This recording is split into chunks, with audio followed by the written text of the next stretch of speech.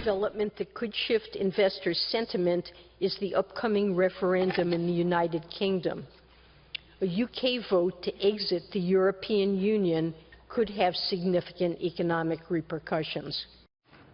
That's Federal Reserve Chair Janet Yellen earlier this afternoon outlining a bunch of issues, but there you see her talking about the one unfolding very soon from now, global uncertainty from the British perhaps exit from the European Union and how all of this could affect U.S. markets and your money. So how will those types of global developments, but also Friday's ugly jobs report, influence the Fed on June 14th and 15th when the so-called decision may come down for a rate hike? Joining me now, Federal Reserve Bank of Atlanta President Dennis Lockhart. Great to have you here in studio. Thank you, Liz. Just, I want to say less than 20 days ago, you said that things started to look pretty good, and if they continued, we're on track for a June rate hike.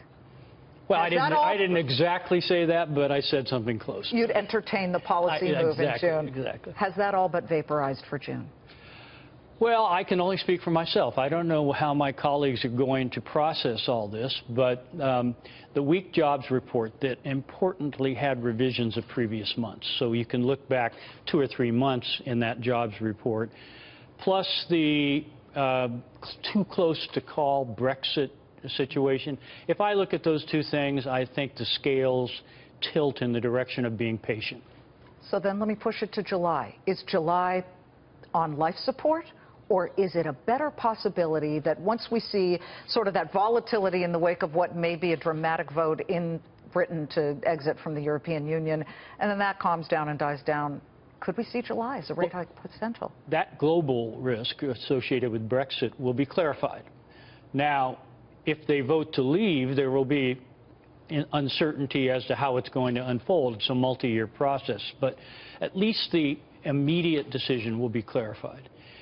And we'll know a little bit more about the U.S. economy. We'll perhaps have the ability to interpret Friday's jobs report with a little bit more sense of whether it's just an interlude or whether it's something more serious. Was that an anomaly?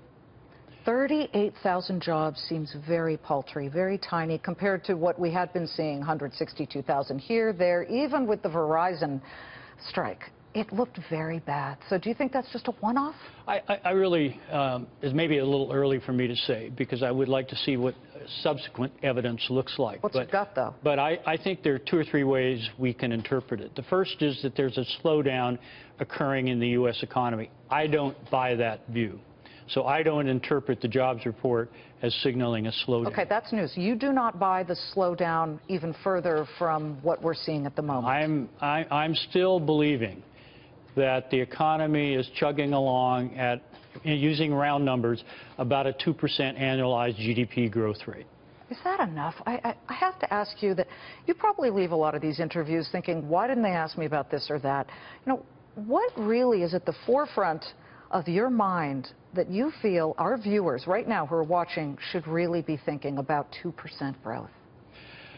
Well, 2% as opposed to what? Is it possible we is it possible we could have 3% growth?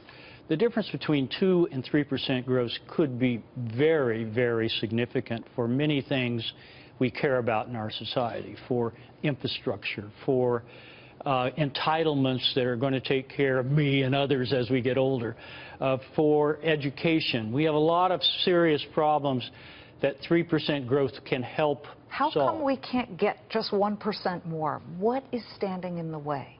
We've had a history over the last several years of various headwinds and various drags. Some of those are just episodic. They come and go. But there's some fundamentals at work as well. Let me just point out one.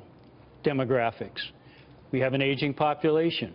We're going to have more and more people going into retirement, more and more people who, in effect, are being carried by the working population. And demographics are unrelenting. We know quite specifically what the demographic situation is, and you can predict, I think, with reasonable accuracy, what that mix of workers and non-workers is going to look like. Dang millennials. It's very hard. It's very hard. We love our millennial viewers. It's very hard to grow at a really robust rate if your workforce is very flat. The election. Obviously, Janet Yellen would not even enter. Did you see that when she was asked about Donald Trump, and there are people who believe that we might see a market crash if he's elected? She said, I got nothing for you on that. Those were her exact words on that. But the election does tend to ramp up rhetoric, and it's not this election. We've seen in the past where we had Representative Ron Paul saying the Fed should be audited. Donald Trump has said the same thing. He has tweeted out that he really believes the Federal Reserve should be audited. There are a lot of smart people who don't think that's the case. Where do you stand on the Fed being audited? Would it bother you? Well, first of all, the Fed is audited in a number of different ways. In any given year, there are 2 or 3 dozen audits going on. My bank is audited. Every reserve bank is audited. The Board of Governors is audited. There are various studies done by the GAO. The expression audit the Fed means really one thing, and that is to look after the fact, after our policy decisions, at monetary policy decisions of the Federal Open Market Committee. That would undermine, in my opinion, the independence of the Fed in formulating monetary policy. Independent central banks are globally, that's a standard that capital markets rely on for good sense in economic policy. I think it would be a slippery slope to politicize monetary policy by this audit the Fed idea. Yeah, they don't like when the IRS audits them, but they say audit the Fed. Thank you so much for joining us. My Great pleasure. to see you. Thank you.